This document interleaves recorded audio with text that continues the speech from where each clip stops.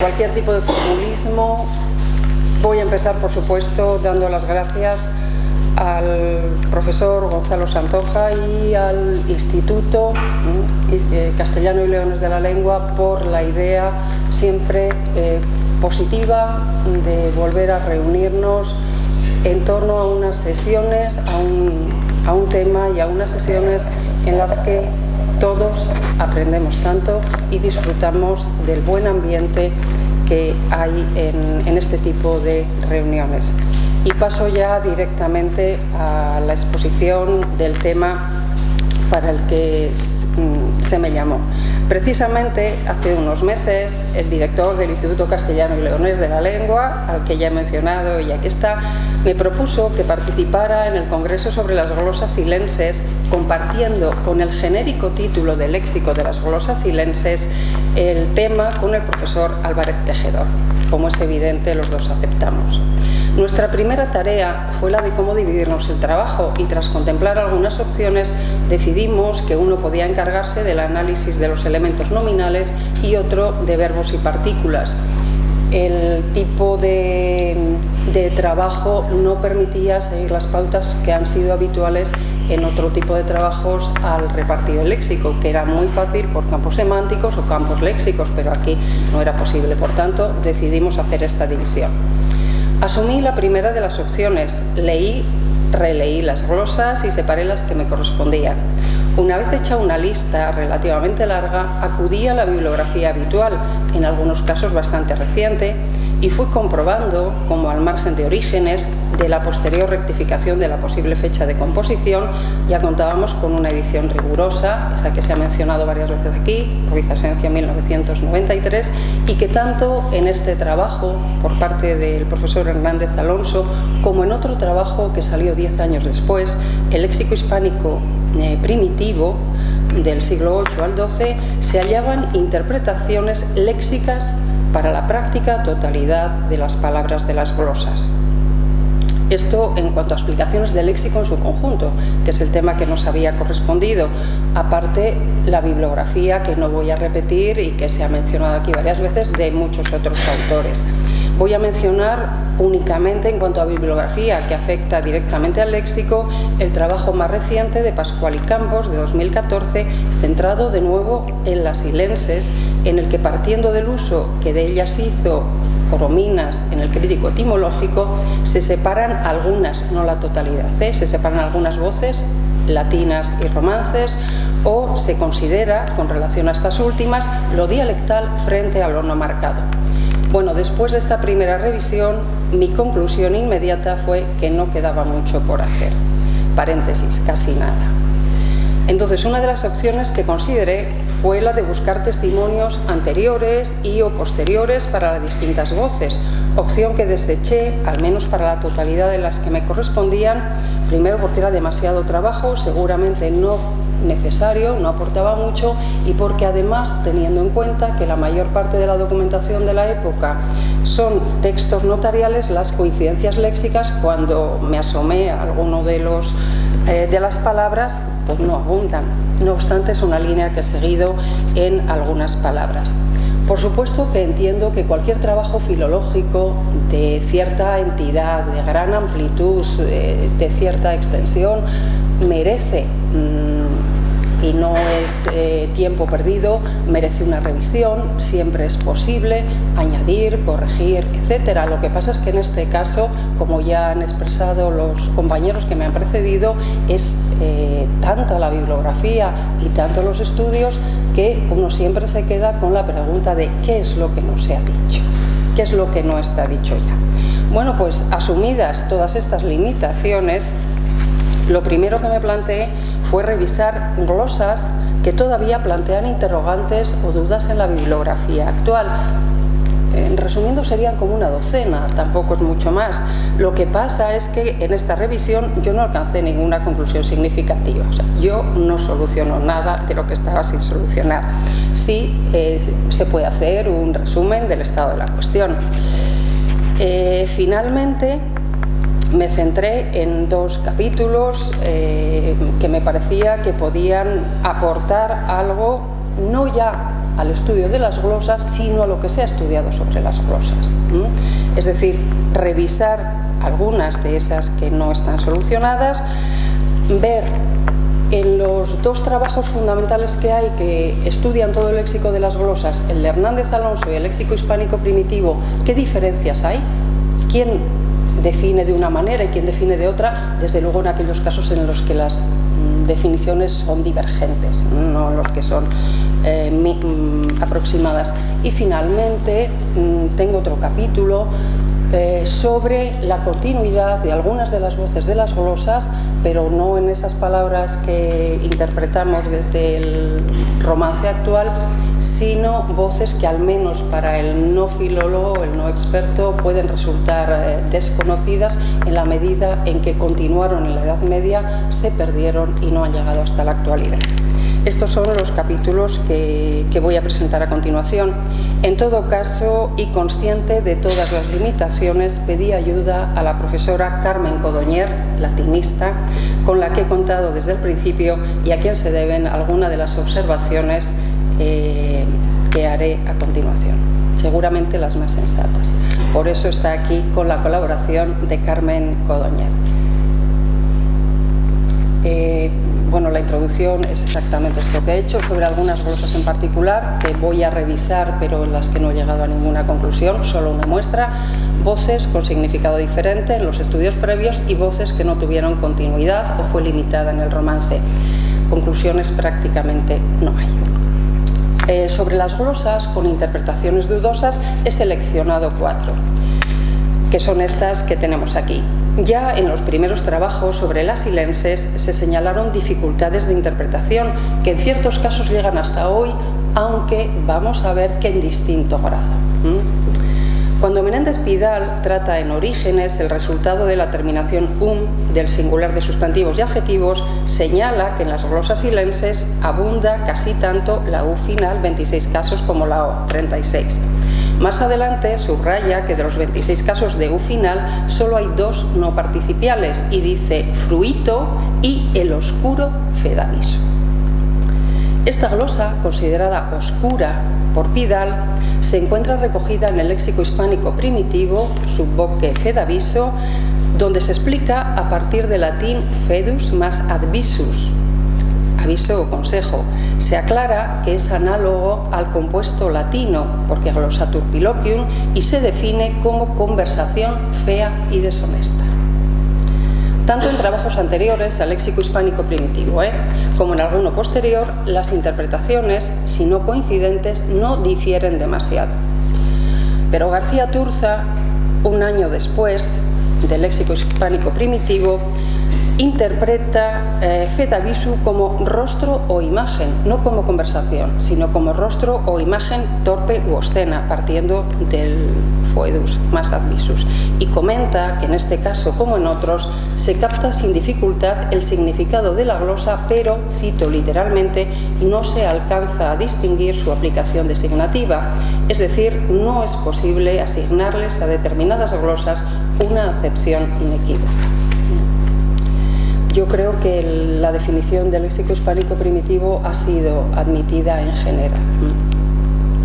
Bueno, paso a la segunda. Es posible, asimismo, observar diferencias de interpretación en casos como el también discutido antamios de la glosa 90.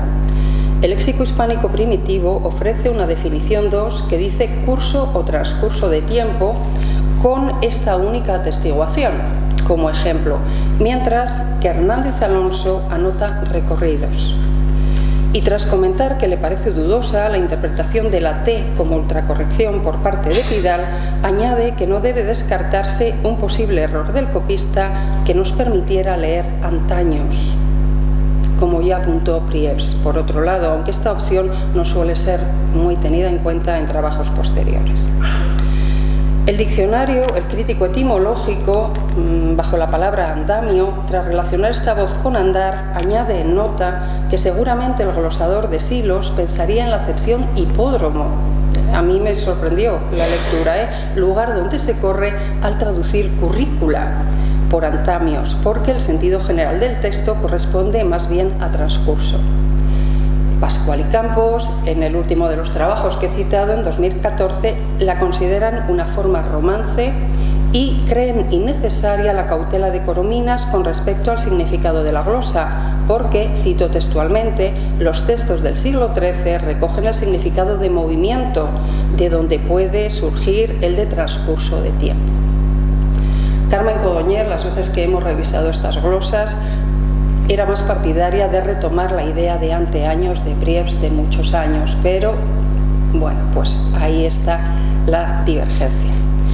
Para estas dos glosas, que han dado problemas en la interpretación, tenemos una aproximación o algunas interpretaciones, lo que no sucede con las otras dos que vienen a continuación. Más problemas siguen planteando estas dos, especialmente la conocida porque pasa por todos los estudios sin que haya una explicación definitiva. Ese feritore de la glosa 73 aparece en el léxico hispánico primitivo bajo la voz feritore, se define entre interrogantes por hechicero o espantanublados, pero entre interrogantes, Se plantea si el glosador pudo confundir emisor con emisarius, que aparecen los glosarios con el sentido de percusor, excusor o sicarius. Y finalmente, no me voy a detener más porque no tengo posibilidad de llegar a ninguna interpretación. Y finalmente, tampoco encontramos una interpretación satisfactoria en el caso de ena tsemayazione, de la glosa 197, que esta no tiene siquiera una definición entre interrogantes en el léxico hispánico primitivo, que pone simplemente los interrogantes. No añade, no opta por ninguna definición. Hernández Alonso, en el trabajo del 93, la interpreta como en la prostitución. Lenocinio, meretrice, pues en la prostitución. Posiblemente la segunda parte del compuesto parece al menos corresponder a un derivado no latino de iacere, iaquio, iaquionis o algo así, pero queda absolutamente oscura la primera parte si es que se admite esa segunda. No hay interpretación o no hay solución que yo haya encontrado para estas glosas. Bueno, pasamos al... Se pueden hacer más resúmenes de glosas no interpretadas, pero pensé que con estas 4 ya teníamos una idea de que hay algunas, en torno a una docena, yo creo, que están sin una aproximación que ofrezca garantías. Bueno, voces con significado diferente según estudios previos, y aquí me voy a centrar en los 2 trabajos, como he dicho antes, que ofrecen interpretación general para todas las glosas. Hernández Alonso y Léxico Hispánico Primitivo. Voy a poner eso. No es difícil encontrar alguna diferencia de significado entre los comentarios de Hernández Alonso en el 93 y la definición del léxico hispánico primitivo en la entrada correspondiente. Por ejemplo, mientras destello aparece en Hernández Alonso definido como brizna, se define como gota en el léxico hispánico primitivo con esta glosa como ejemplo. La ventaja del léxico hispánico primitivo es que tiene recogidas en la mayor parte de las voces referidas a las glosas, están como atestiguación.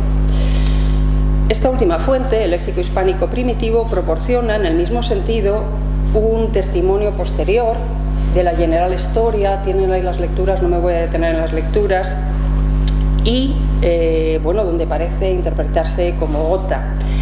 El corpus del Nuevo Diccionario Histórico del Español muestra además varios usos similares de la segunda mitad del 13 contenidos en el Mohamín. Ahí tienen tomen el óleo y 3 destellos, etc. Incluso los textos médicos del 15 no es frecuente, pero en algún texto médico, como por ejemplo este libro de las recetas de Gilberto, en el siglo XV está mostrando el uso de destello en el sentido de gota. No se puede interpretar de otra manera, guarda aquello que destilará y pone un destello en el hoyo, es decir, pone una gota, algo así. Parece, por tanto, que el significado de gota se mantiene con posterioridad y podría ir por ahí.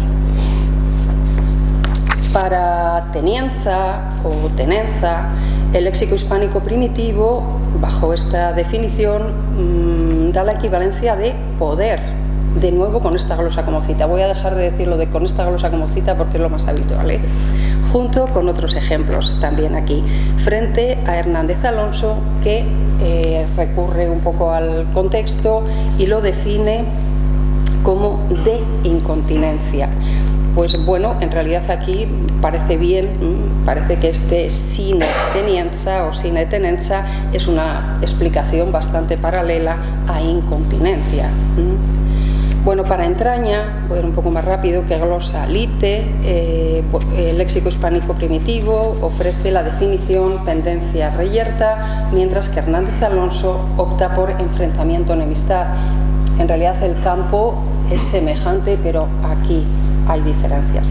Más llamativa me resultó en principio la diferencia en el caso de honores. El léxico hispánico primitivo, bajo la palabra honor, incluye esta glosa en la definición número 6 y lo define como dextro, la palabra a la que glosa, y dice que aquí honor es dextro, espacio situado alrededor de una iglesia y que disfrutaba del derecho de asilo o de inmunidad. Hernández Alonso, en cambio, interpreta derechos u honores. Parece, aquí estamos en parece, que honores aquí es una aclaración al hecho de que en ambos casos se trata de honores, es decir, que tanto la oblatio como los dextros constituyen un premio, unos honores que, según dice el texto latino, quien hace tal cosa no merece. Pero claro, interpretamos honores solo como dextros o bien como la suma de oblatio y dextros, que parece, bueno, pues parece un poco más genérico y que, bueno, nos hemos inclinado por esa opción. Voy a saltar algunas porque es que hay mucho. Yerranza sobre omitiero, voy a volver y quizá he seleccionado demasiados ejemplos. Bueno, para la glosa 92 de artificio, el léxico hispánico primitivo ofrece artificio como engañoso o astucia, mientras que Hernández Alonso interpreta el sentido de la glosa en su conjunto y dice con alevosía depravadamente, es decir, amplía en una vía muy concreta la definición de artificio, que parece que debe interpretarse más bien en el sentido de malas artes o algo así. Para criminoso, el de incestis criminosis, nos dice el léxico hispánico primitivo que equivale a criminal, pecaminoso, impuro, de nuevo con esta glosa. Hernández Alonso, atendiendo al texto latino, interpreta incestuosas criminales. Bueno, aquí parece que criminosis recoge el sentido de incestis o incestis, que parece haberse utilizado como adjetivo en una construcción que podría equivaler, en opinión de Carmen Codoñer, así definido sobre la marcha, como con relaciones sexuales delictivas o algo así, sin dar exactamente el sentido de incestuoso, pero en esa línea. Voy a saltar el algodre o ayodre, volvemos luego. Y bueno, para venia, petitura, salto también ramos. Si alguien quiere alguna aclaración específica sobre estas glosas, pues luego en el coloquio podemos hacerlo.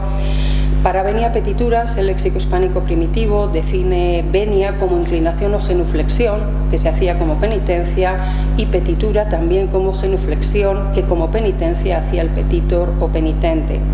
Hernández Alonso comenta la glosa simplemente con pedir perdón, pedir dispensa, y efectivamente se interpreta muy bien.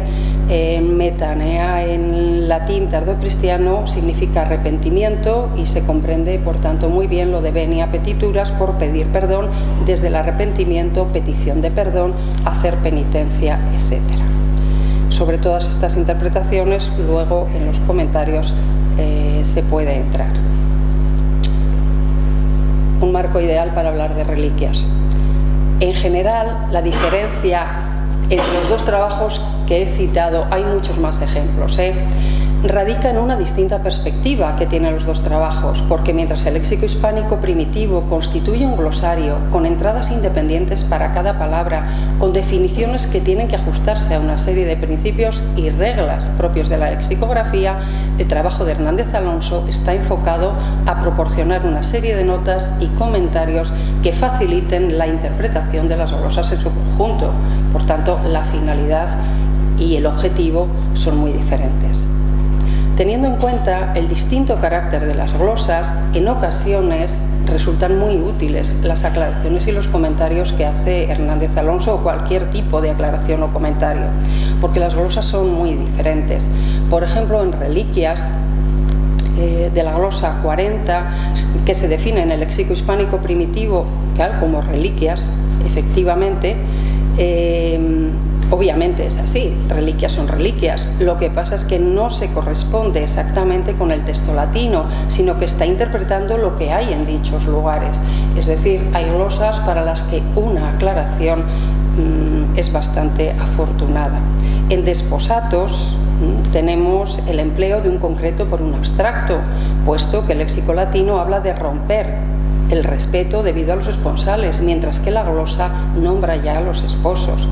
En prima iuntazione tenemos, parece interpretarse como una aclaración en un latín que Carmen Codoñer también en la conversación calificó de sui generis, dijo sin más, mira, esto es un latín sui generis, pues es una aclaración en ese latín sui generis a lo que antes se ha dicho en el texto de la primera mujer levata opresa a la que estaba unido. En cambio, en Sinemundo, ahí tenemos una glosa que se adapta perfectamente al contexto. Bueno, para concluir este apartado, insisto en el diferente planteamiento de los dos trabajos que hemos citado, cuyo rigor y utilidad en su conjunto están al margen de toda duda. Otra cosa es que en uno o en otro se puedan hacer algunas observaciones de interpretación, pero desde luego la utilidad de los dos que interpretan, que recogen las glosas en su conjunto, para mí está fuera de toda duda. Último capítulo, no sé cómo andamos de hora. Bueno, no me extiendo mucho. No puedes estar. Bueno, gracias. A ver, voces que no tuvieron continuidad o que fue limitada en el romance. Pascual y Campos, en el trabajo de 2014, consideran que algunas de las palabras ya romances que aparecen en las glosas son voces antiguas que luego terminaron por desaparecer. Sería el caso, y es el caso de todas las que están aquí recogidas, todas figuran en el trabajo de Pascual y Campos. Sería el caso de bebetura por bebida, que aparece en la tradición lexicográfica académica en el siglo XVIII y está marcada ya como anticuada y no se recogen testimonios por ahí. No tenemos tampoco ningún testimonio para el cuéncova, que parece bien romance y que glosa concubina, para Justanos por próximos tampoco.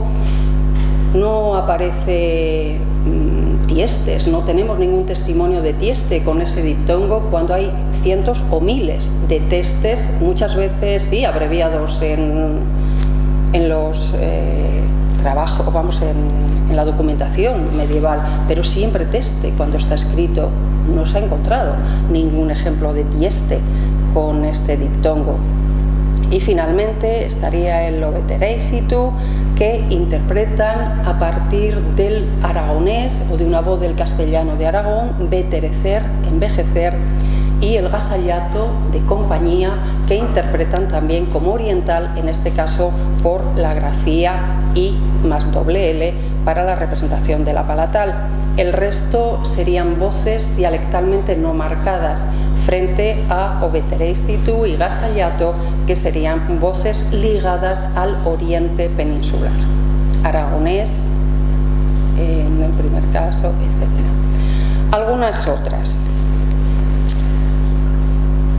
Las anteriores no son testimonios prácticamente únicos. Hay otras voces que están en las glosas que sí continuaron en la Edad Media, pero que se perdieron en el paso al castellano actual, o bien hubo alguna interrupción y se recuperaron de alguna manera.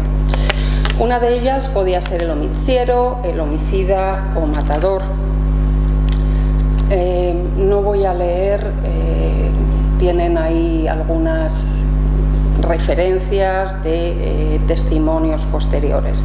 Homitsiero es una palabra que aparece de manera frecuente, bien recogida en fueros de los siglos XI y XII y con posterioridad, a veces con diptongo, a veces sin diptongo, con H sin H, o sea, esto tiene variantes gráficas y gráfico-fonéticas, pero se mantiene muy bien en el XIII y en el XIV y disminuye en el XV. Me he dado cuenta que he cogido ejemplos de los fueros de Aragón y del Fuero General de Navarra, y eso podía dar la idea de que es una voz oriental. No, he seleccionado mal los ejemplos, los hay en fueros castellanos, en documentos castellanos y también en documentos leoneses. Bueno, pues esto sería homitsiero. Para Herranza, de la glosa yerranza, hierro, culpa, voz que tampoco ha llegado hasta nuestros días, tenemos aquí dos testimonios del siglo XIII, incluso llega al XV en la Facienda de Ultramar o en el Cancionero de Palacio. Las mallatas o malladas, moza, muchacha, voz de origen árabe, está bien atestiguada, también solo para la Edad Media. Aquí está Abel Buen Mallado, del sacrificio de la misa de Berceo, y luego está el testimonio del libro de Apolonio, que he tomado las dos referencias que tenía porque en las ediciones hay una ligera diferencia. Dime, ¿cuál es la casa?, preguntó la mallada en el manuscrito del libro de Apolonio, mientras que, pero en el testimonio que recoge el léxico hispánico primitivo, mientras que el nuevo diccionario, el corpus del nuevo diccionario histórico dice dime cuál es la cosa, no cuál es la casa, ¿eh? En todo caso nos vale el testimonio para la mallada. Bueno, para el frañitate o algo así no tenemos un derivado sustantivo, esta también es una voz que no pasó, pero sí tenemos abundantes testimonios del castellano medieval, frañer, frañir, romper, quebrantar, y son estas formas, las de frañer y frañir, las que nos aseguran la continuidad de la familia léxica, al menos. Voy a pasar rápido. Para el adverbio, aviesas, al revés, en sentido contrario, pues aquí hay también testimonios del libro de los proverbios, del Picatrix, y uno muy claro, en el sentido clarísimo de finales del 15, cabalgad aviesas llevando la cola en la mano por freno. Y llegamos al alguandre, que está por aquí, del que anoté el origen que da el diccionario crítico etimológico, alicuando, que era un origen que, como comenté ayer a propósito de lo que Rosa nos indicó, especialmente Carmen Codoñer decía que por motivos semánticos a ella no le desencajaba tanto la cuestión por motivos de evolución fonética, que es también otra cuestión a considerar, sino que no le encajaba nada en cuanto a significado. Ayer se habló del nunca, jamás, cómo encajar esto. El diccionario histórico añade a la definición de jamás, aquí están los testimonios del poema de Miocicio y del auto de los Reyes Magos, es decir, son testimonios muy tempranos, esto no va más allá, o no tenemos testimonios de que esta voz fuera más allá. Se perdió en fecha muy temprana, y el diccionario histórico añade a la definición de jamás el comentario generalmente usado como refuerzo de una negación expresada con anterioridad, es decir, va siempre al lado de nunca.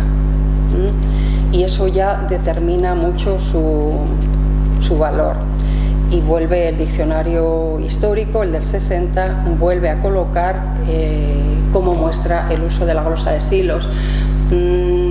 Yo he quedado con Rosa, que vamos a reunir todo el material que habíamos discutido, con Carmen Codoñer, con la aportación que ella hace, que a mí me parece que es muy significativa, y vamos a poner esto en orden, que creo que se aclaran bastantes de las dudas que teníamos, porque es que esto no encajaba. Lo mismo, y esa tarea nos queda también por hacer de la mano de Rosa, para este Allodre, de grafía Algodre, cuya primera duda es si esto hay que leerlo Allobre, como se dice, o hay que leerlo de otra manera. Esta grafía Elegué, ya nos explicó ayer José Ramón Morala, que la grafía Elegué para indicar palatal, aquí nada es desconocido, pero tampoco es muy habitual. ¿Podía tener otro origen? Pues sí, desde luego a partir de un eleyoz sí sacamos un ayó, y se suele señalar como paralelo la voz ayubre, que está en Berceo, está en la General Historia. Si tenemos esta evolución, ahora me voy a meter en el tema de Allodre, si hay una solución con elle, que efectivamente se puede apuntar para un eleyoz a la zona aragonesa, mientras que el paralelo castellano sería con la grafía re, con una prepalatal fricativa sonora, en principio para el eleyoz sería posible, eso no tiene ninguna duda. Pero aquí las dudas se plantean de otra manera, es decir, ¿realmente esto procede de Aliunde? ¿Realmente aquí hay LI? ¿Realmente LG está indicando una palatal? ¿Realmente Allodre es lo mismo que Allubre? No puedo responder, tenemos que darle más vueltas porque esto es problemático. Ir de Aliunde a Allodre, pues bueno, y hacerlo semejante a Allubre está complicado. Bueno, voy terminando. Voces, seguimos en voces que no tuvieron continuidad. Estas que he señalado hasta ahora, desde un punto de vista dialectal, serían voces no marcadas, es decir, podían pertenecer a cualquiera de los llamados dialectos centrales, no están indicando ni oriente, ni occidente, ni centro, son comunes. Aquí tenemos las campas, que glosa fémora, y aquí sí tendríamos una voz que nos puede estar indicando oriente de la península. Esta P de campas se suele interpretar, yo creo que Menéndez Pidal ya la interpreta, pero si no el Diccionario Crítico Etimológico la interpreta en el sentido de ultracorrección, en la misma dirección que anotó ayer José Ramón Morala, sordas por la sonora correspondiente. Y aquí estaríamos con el gamba, que según el Diccionario Crítico Etimológico, puesto que está en las glosas, pudo utilizarse en fechas tempranas en la zona oriental de Castilla. Pudo utilizarse, pero desde luego esto es oriental. Pudo estar ahí y luego desaparecer del castellano y replegarse más hacia el oriente. De hecho, los ejemplos, Corominas me parece que en algún momento habla de un occitanismo, un provenzalismo caballeresco, Dice, pero hay que pensar en un influjo occitano en la conservación de este arcaísmo dialectal que el castellano elimina muy pronto por el paralelo con camba y cama. Los ejemplos están aquí en el libro de Alexandre, del manuscrito oriental, y desde luego en el Fuero General de Navarra. Finalmente, también tiene un cierto enlace con el oriente, aunque hay también testimonios por el occidente, pero parece encajar más bien con el oriente la voz vergoña. El castellano medieval alternó vergüenza y vergüeña. De hecho, vergüenza tengo por aquí anotado, vergüenza se mantiene durante un tiempo relativamente largo y luego desaparece, y lo que triunfa es vergüenza. El crítico etimológico señala que sí, que es palabra de la Edad Media, sin más, aunque persiste vergoña, dice, en el asturiano de Colunga, en el mirandés y en Galicia, y desde luego por el oriente sin alternancia con otro tipo de soluciones, ha existido siempre con la palatal Bergoña hacia el lado oriental de la península. Quiero decir que sin la alternancia Vergüenza-Vergüeña que ha existido en castellano. Todavía. Bueno, para la palabra muslemos, muslim o muslime, si vamos al diccionario de la lengua actual, pues nos encontramos con que está, recoge muslim y muslime como musulmán, con remisión de la segunda a la primera, y no tiene ningún tipo de marcación. No dice que esto sea antiguo, no dice nada. El corpus del nuevo diccionario histórico recoge 263 casos, en general plurales, de muslimes. Pero ¿qué sucede con estos 263 casos? Que tienen un corte cronológico clarísimo. Hay solamente 31 hasta finales del siglo XVI, desde los inicios hasta finales del siglo XVI, y luego el resto, 230 y tantos, son todos del XIX y del XX, en obras de carácter culto y sobre todo históricas. Es decir, parece que estamos ante una tradición primera, posiblemente popular, que se mantiene de alguna manera ahí hasta el 15 en la Edad Media, luego el corte es absoluto y la palabra se recupera por vía culta, pero en fechas muy posteriores, siglo XIX y XX. Bueno, voy a pasar. Algunos cambios de sentido, pues ya está señalado: precio, glosa a premium, ya hemos visto como destello, glosa a stilam, mulieres glosando a cónyuges. El sentido de cónyuge en mujer para la palabra mulier no existía en latín. Este es un sentido que aparece después.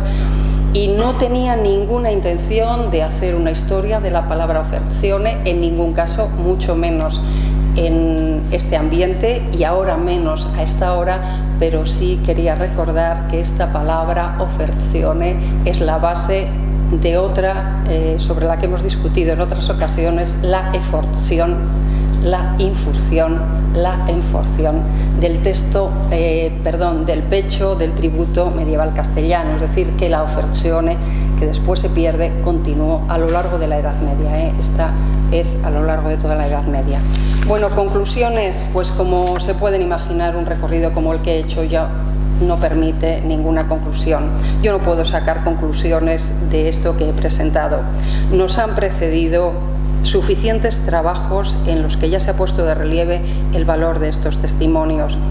A la espera de que puedan aclararse en el futuro las glosas que aún nos resultan de difícil interpretación, hay que esperarlo, quizá podría hacerse, yo he echado de menos, una clasificación pormenorizada de glosas latinas frente a glosas romance.